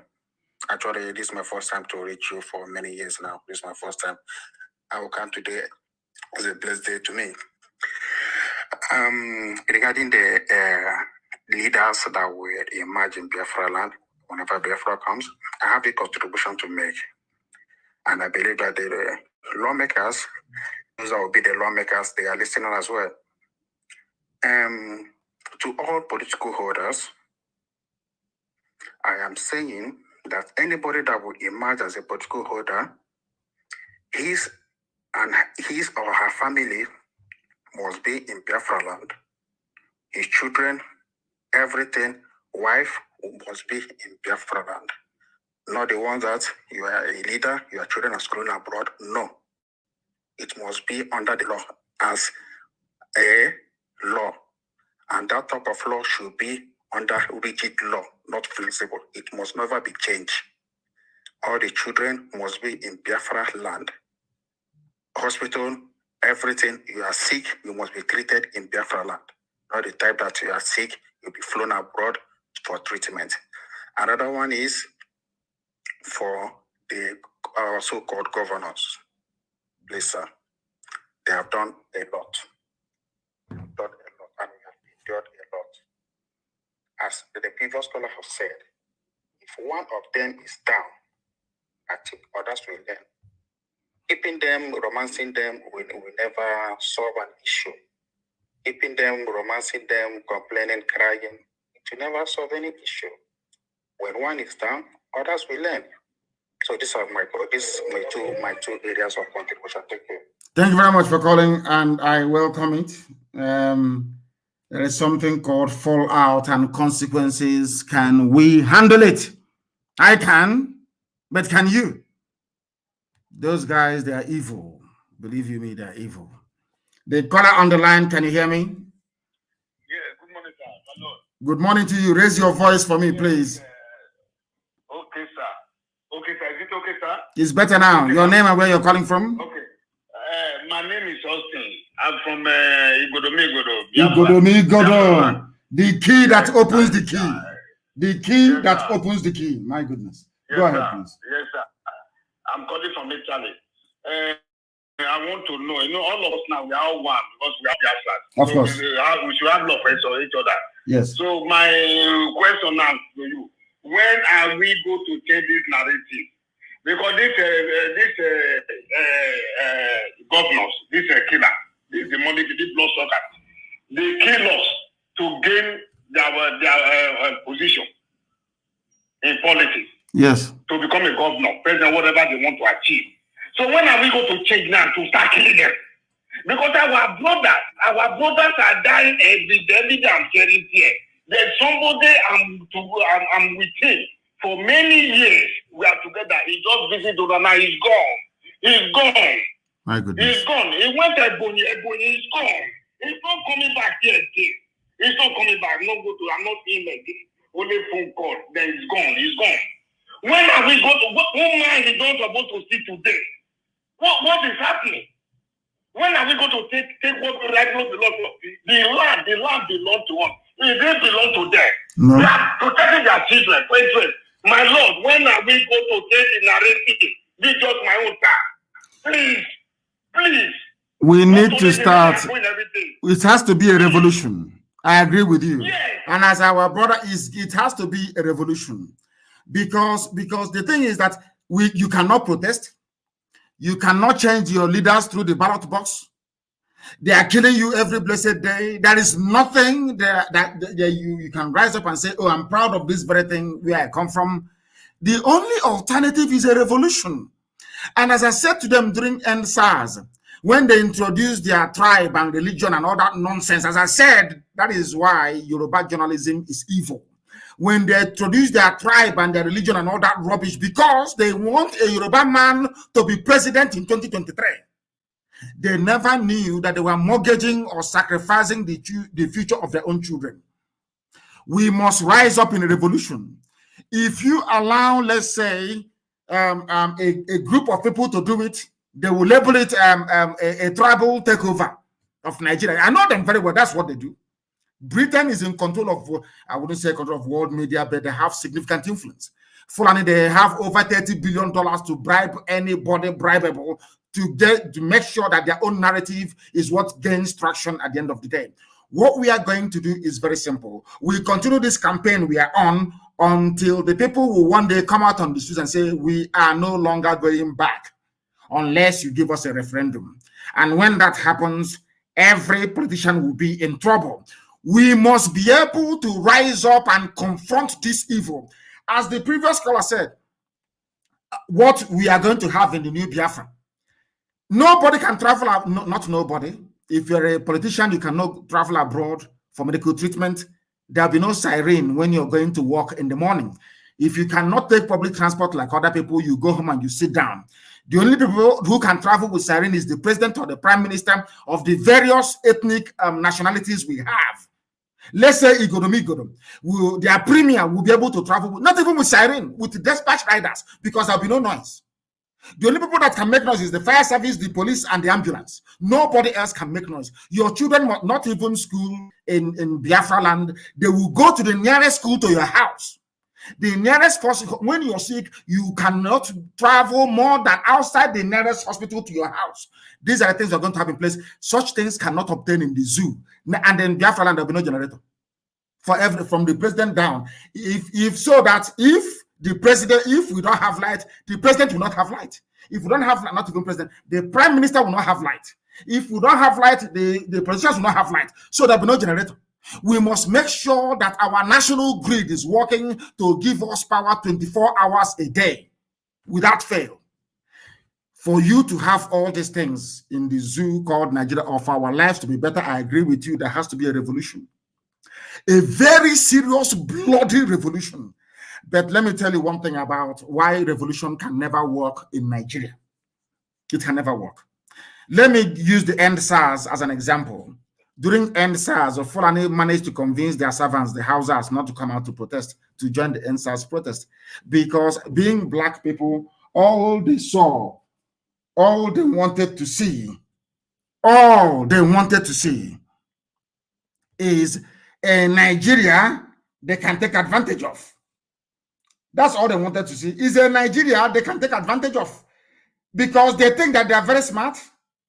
They think they are very, very smart. So what they wanted to do is, you people in the South, you can kill yourselves, so we inherit Nigeria now. When you have people thinking that way, how can you be in a country with them? How is that possible? How is that possible? I ask you. That is something that our people must understand. That is why everybody must conduct this very revolution in their own village. Yoruba, do revolution where you come from. We are also going to do our own where we come from. And that is something that most people must understand. That is something that we are working towards, and that is why we are going to win in the end. We understand the zoo. We know their mindset. We know how they think. We understand that very, very well. And that is why we are doing the best we can today to make sure we educate our people sufficiently enough to understand what needs to be done for us to gain this freedom that we're all yearning for. Thank you very much, my dear brother. Thank you very, very much. I'm so sorry you lost your friend. Thank you very much. And remain blessed. Remain blessed. Thank you very, very much. We are live and we are direct.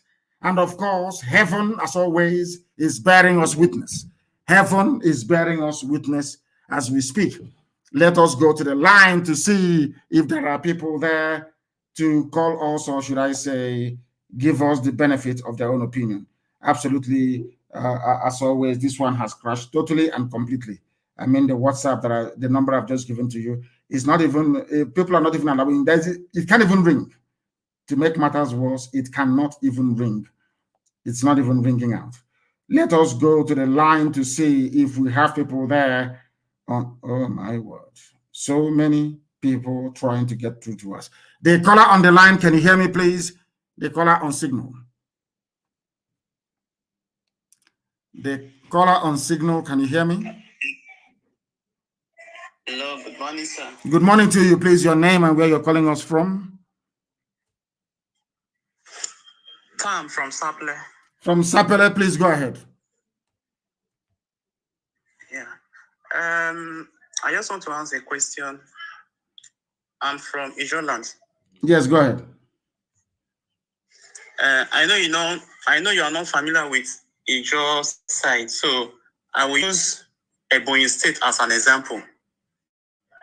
Who said I'm not familiar with the Ijo side? Who said I'm not familiar? Who said that? I am familiar. Go ahead. Okay, sir. So my question is that, no, you were saying that some Igbos are in Kogi State. Yes. Okay. So if they want to conduct referendum and those that in Kogi State doesn't win the majority, will they still join the Biafra? Yes, because our referendum is going to be conducted based on ethnicity, not based on boundary drawn up by one Janjaweed in Abuja or Lagos before. What is the meaning of Kogi State? What is the meaning of Kogi? One idiot woke up one morning and decided to draw a boundary. No, it will be based on ethnicity. Those things that we were before the white man came. Before the white man came, you are a Ijo. Is that correct? Yes. There are Ijo people in Delta. Is that correct? Yes. Ijo people is it in Ondo? Is that correct? Ondo State, yes, sir. Ijo people in Rivers. Yes, sir. Ijo people in Bayelsa. Yes, sir. Then when we conduct a referendum, it will be Ijo people in all these areas that I've mentioned as one Ijo block, voting if they want to be part of Biafra or they want to be slaves to Fulani Janjaweed. The same thing everywhere. The same day that we conduct the referendum for Igbo people, it will be Igbo people in Benue State, Igbo people in Kogi State, Igbo people even in Igbo land, those that identify themselves as Igbo, which is a Banke, Igbo people in Delta State, Igbo people, remember, in Cross River, Igbo people in Akwa Ibom, Igbo people in Rivers. It's endless. They will now come together to decide if they want to be part of Biafra or not. That's how it's going to be done. I cannot sit down somewhere and one idiot will tell me, oh, Igbo land is 5 states, 5 of the Southeast. Our brother asked earlier from New York, why is it that those that went before us, they got it wrong and we got it right? And I said, if you claim you are a leader and you allow your people to be balkanized and bastardized into different states that you have no control over, then you are not a leader. You are not a leader of your people.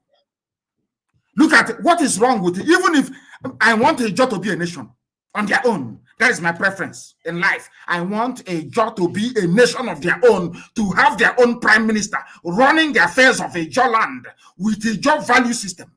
That's what I want for everybody. Freedom for everybody. But our people don't understand it. If you go it alone, you cannot win. It's as simple as that. If you do it alone, you can never win. But together we win. We come back, and then everybody to your tent, O Israel. Thank you very much for your question. Thank you very, very much. Thank you, sir. A very intelligent question. Thank you very much. Thank you. From Sapele, of course. When we finish our referendum, the referendum campaign will be so sweet, isn't it? All the arguments, all the history that have been hiding from us, we now reveal it. Because they're going to ask me, why do you want a Jolan to be part of Biafra? Then that's history I've not told you yet. Oh, I'm waiting for the campaign for referendum. Then I will unleash it. Then they'll be the ones crying and embracing me, saying, oh, I never knew before. The caller on the line, can you hear me, please? Your name and where you are. Can you hear me? You are listening to your... turn down your system, please. Turn it down. Turn it down and listen to us. Good morning, sir. Good morning to you. Your name and where you're calling from? I'm calling from Nsuka, Enugu State. Nsuka, Enugu State. What is happening? And what is your name? Your first name only, please. My name is Ozemena. Ozemena. What is happening in Enugu today? Are the Fulani still killing and rampaging?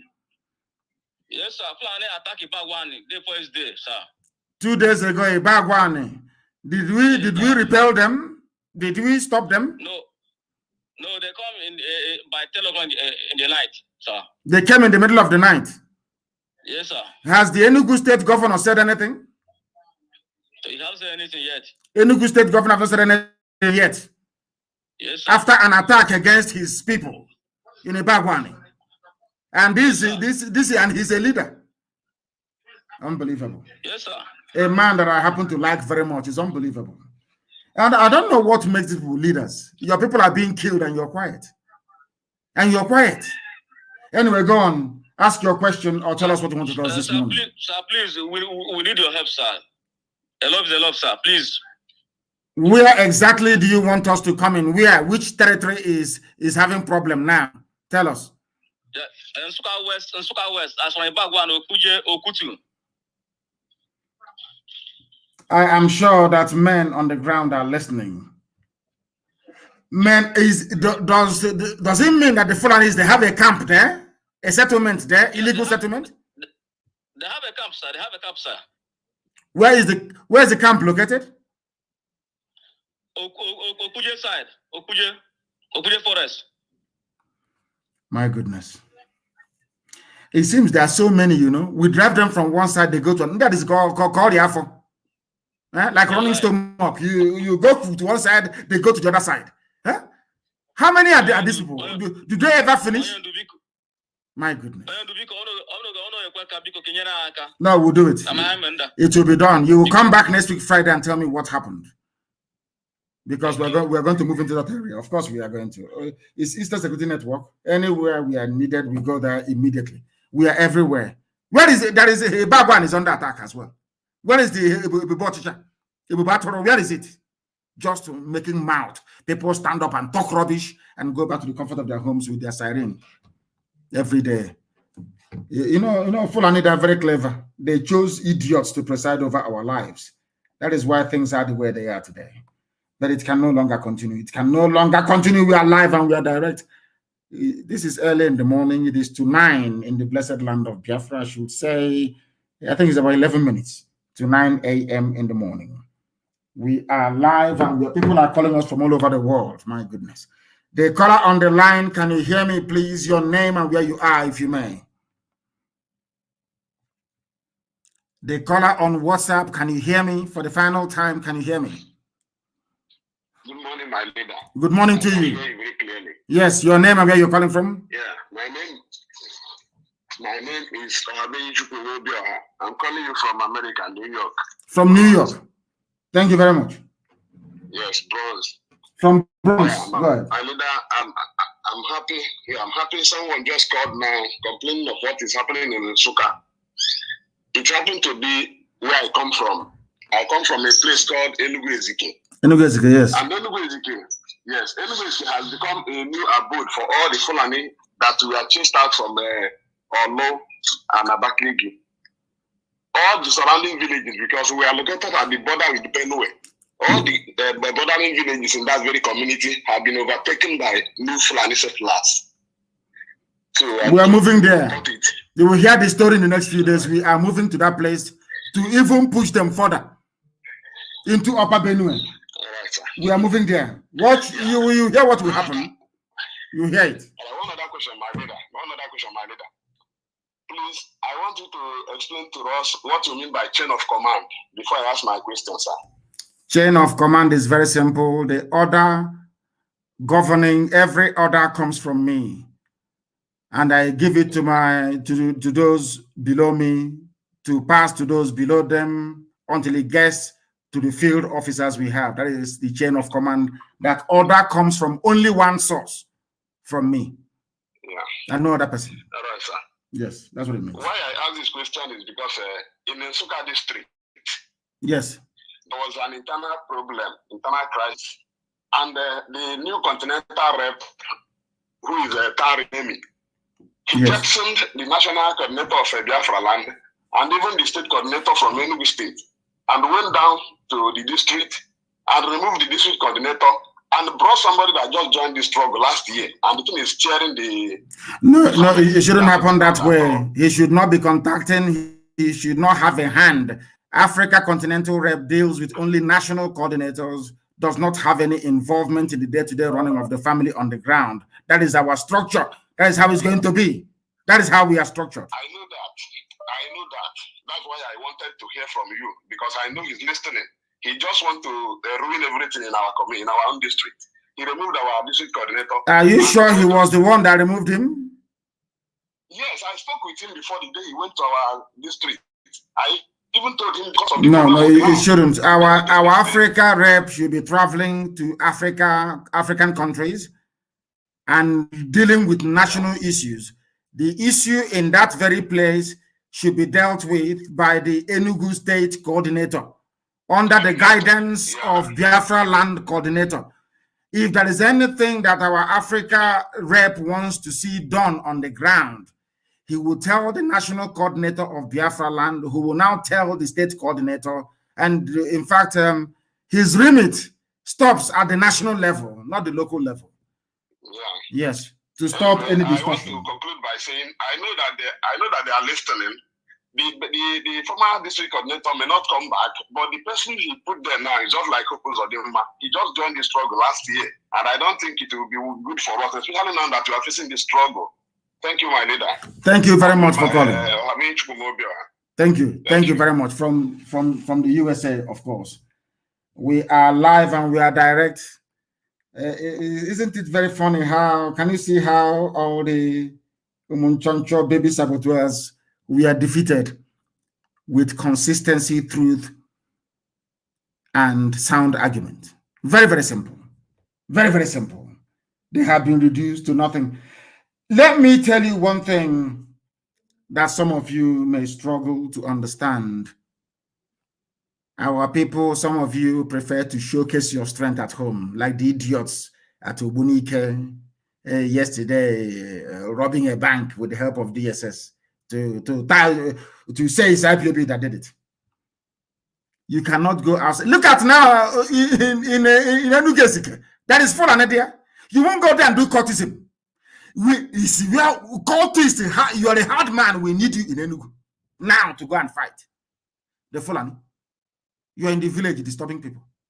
The same way that a Sabo behaves. Sabo take these young ones that they give data money 2,000 naira every week for a charge, and they go online to be talking rubbish. Fools everywhere. How far? I ask them. How far? I'm asking them. Because they understand that we are formidable. Their masters could not defeat us. Now they have sent some idiots within to try making a fool of themselves.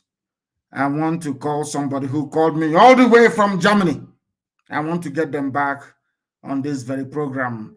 If you're lucky, we will try to call you back. If you are fortunate, that is. I have the caller now on the line. Can you hear me? Can you hear me? Yes, sir. Please. My name is Edwin Okolo. Your name is what? From Kogi State. Edwin Okolo from Kogi State.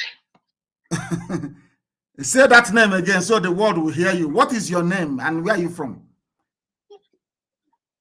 Okolo Edwin from Kogi State. Okolo Edwin. Are you an Igbo man? Or you a Kogi man? Yes. Yes, I'm original Igbo from Kogi State. And Ohaneze is saying 5 southeastern states. And they claim they are leaders. Your name is Okolo. You are an Igbo man. You are indigenous to a place they carved into Kogi State. And people are telling me that you're from the north. So that when the caliphate is speaking, they're talking about you as a northerner. Do you accept that? No, the problem in the eastern region is the problem is governor. The governor of Eastern, they are very bad. They are the one that allow the Fulani people to come and do rubbish in their area. Even in my own place in Kogi State, we live in our place in Isbaji. We don't allow Fulani to. We don't recognize Fulani as a human being. When I was very small, I used to ask my father, "Is Fulani are they a human being or animal?" Because they always be in the bush. We don't recognize them, don't take them, don't see them as a human being. But I wonder why Fulani, they are all over everywhere in Igbo land. They killing people. And they cannot try it and shoot one person in the Kogi State. We will kill them all and kill the cow and throw it in the River Niger. But we wonder why all these things happen in how from north to Imo State. How possible? I'm surprised. How come? From Mali, you're saying not. They come from Gambia. All the way from Gambia. From Gambia to Okigwe. At Atloba. From all the way from Gambia. And we say we have governors. What is paining me is that people like you are called northerners. Kogi State is the north. Do you know Nnamdi Kanu put Kogi State as part of his Biafra? You are the evidence as to why I put Kogi State as part of Biafra. Because they carved the Biafrans into Kogi State. I reject to be not. I'm not a not. I reject to be not. Kogi State is not a not. It's only that how Kogi, like a tongue inside the teeth.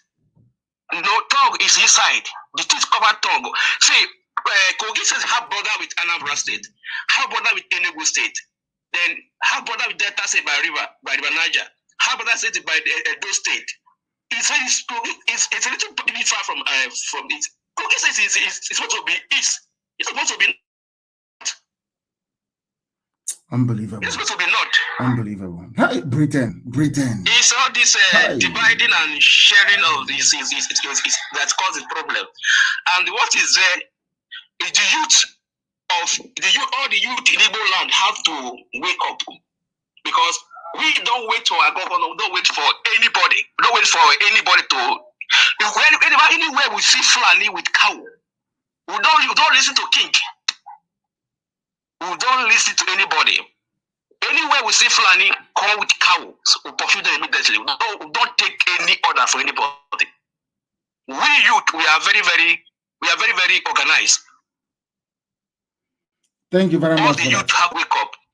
We are waking up. I'm not a youth, of course.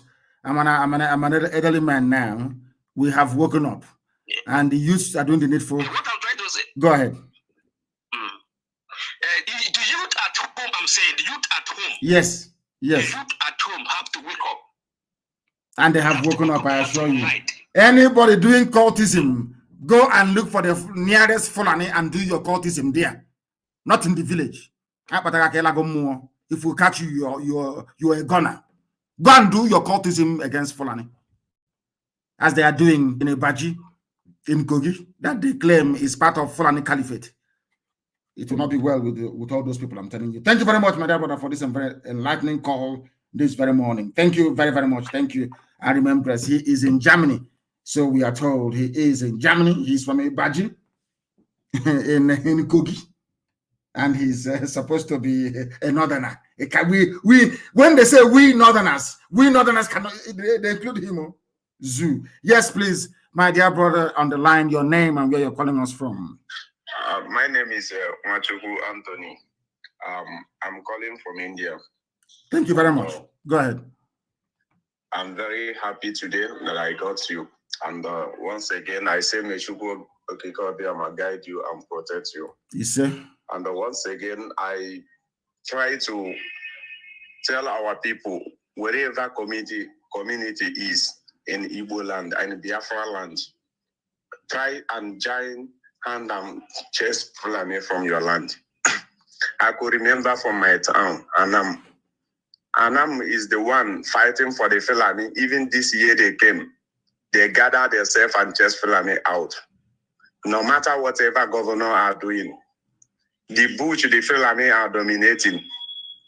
Even the governor, Obiano, don't care about the people they are attacking in Anambra. Means you cannot allow them to attack you or attack your community. Let every community gather together. No matter whatever governor, senator, those criminals are saying, chase the Fulani out of your land. That is only one thing I have to say this morning. Let every community join hand and chase Fulani out of their land. Thank you very much. All of them are dying. We all are dying. Yes. Every woman be ours ready to die. If you are ready to die, Fulani will run away from your land. Thank you, Ahmadike. Thank you very much. Thank you for your call, and I accept. We must all make sure that wherever we find them, we drive them away. The Fulani people living inside the township, we can allow them to stay in the township. There is no problem. But in the bush, the answer is a capital no. We don't want them in our bushes. The date we have on YouTube, and I believe also on my Twitter, is 4th of April. It is wrong. I don't know why it's coming up with 4th of April. I don't know. It's not 4th.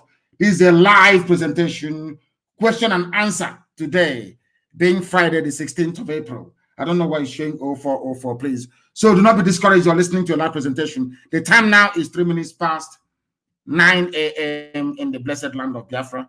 And we have come to the end of our program this very morning. Next week, Friday, we're going to be live on air. And I think maybe this question and answer, we should allow it to run for at least 3 hours to allow as many people as possible to air their opinion and also advise us as well. You know, everything we are doing is based on what you have asked us to do. All we do is that we define it, we sharpen it, and we implement it. I thank you all very much for listening to us this very morning. As always, we have nothing else but IPOB and Radio Biafra to disseminate our message. We must be very strong and resolute all over the world. Anything you're asked to do, please try and do it. Because all of our actions individually will collectively, in due course, deliver the type of Biafra that we want. We are under one central command, only one, not two, not three, not four. And that is why we must do things the proper way, or else the repercussions and consequences may be too there for us to handle. Once again, I thank you very much for listening for waking up very early this morning. For some of you around New York, it's about 3 a.m. in the morning or thereabout. We thank you for listening once again. And from me, from here, good morning.